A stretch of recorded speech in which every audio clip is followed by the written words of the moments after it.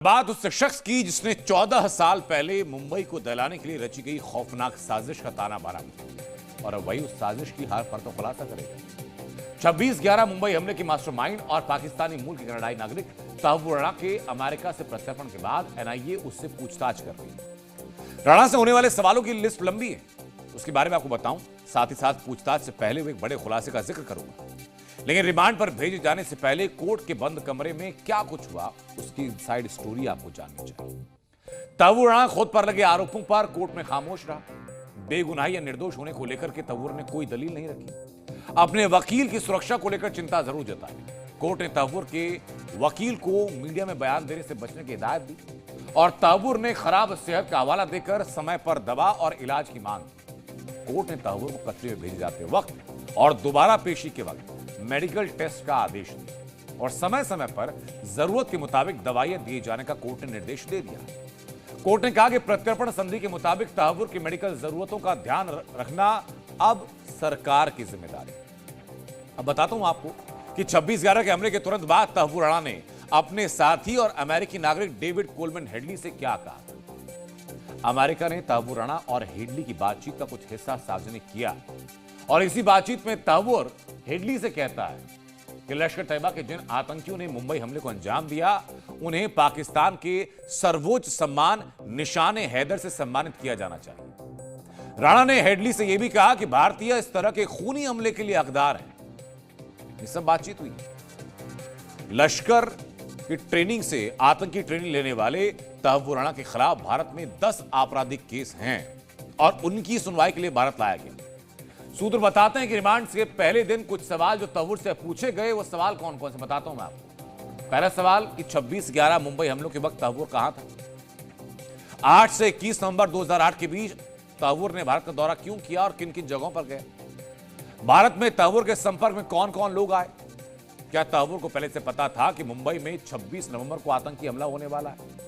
तहव्वुर की David Headley से मुलाकात कब हुई और कैसे डेविड हेडली की भारत आने में मदद की। क्या तहव्वुर हेडली के लिए फर्जी वीजा की व्यवस्था भी कर चुका था। हेडली ने भारत में किन किन जगहों की रेकी की और इसका पता कब चला। सवाल है कि क्या मुंबई हमलों की साजिश में तहव्वुर और हेडली की भूमिकाएं स्पष्ट रूप से तय थी। सवाल है कि लश्कर चीफ हाफिज सईद से तहव्वुर की कितनी बार मुलाकात हुई।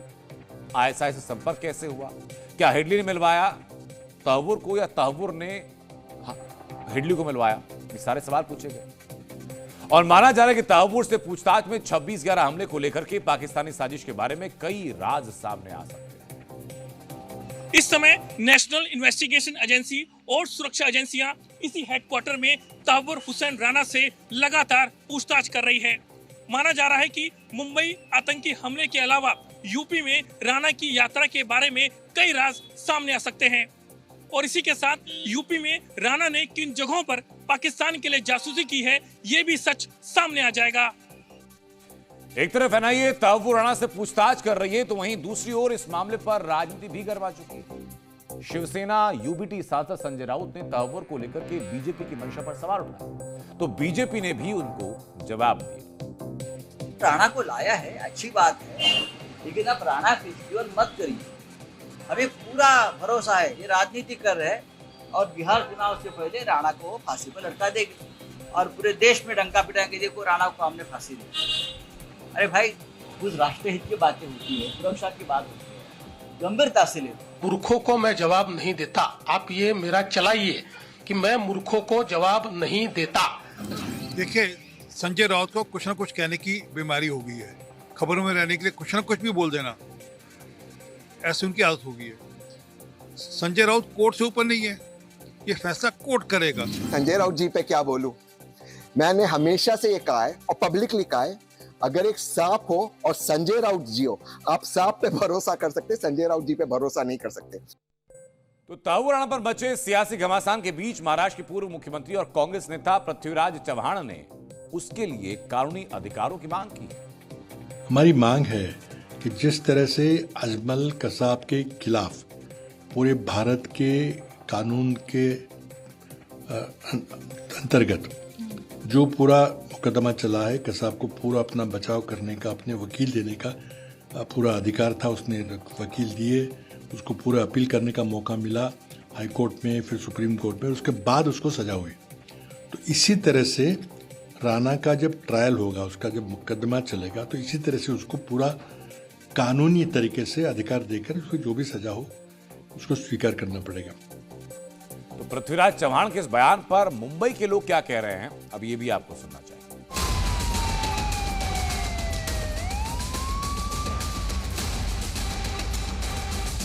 जब सीएम थे तो इन्होंने 1,75,00,000 रुपए की बिरयानी कराई थी कसाब को, पर इस बार राणा बिरयानी नहीं, लठ मिलेगा, लठ। ये पता नहीं कैसे ये लोग बोलते हैं, इनको कैसे लोग एक्सेप्ट करते हैं।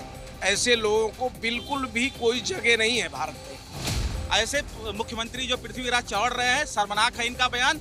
ऐसे लोगों को देश से बाहर कर देना चाहिए। मुगलों वाली सोच रखने वाले इंसान को शेम और मैं ऐसे इंसान के लिए कोई शब्द निकला जो आतंकवादी के लिए रात को कोर्ट खुलवाने वाली पार्टी कांग्रेस पार्टी।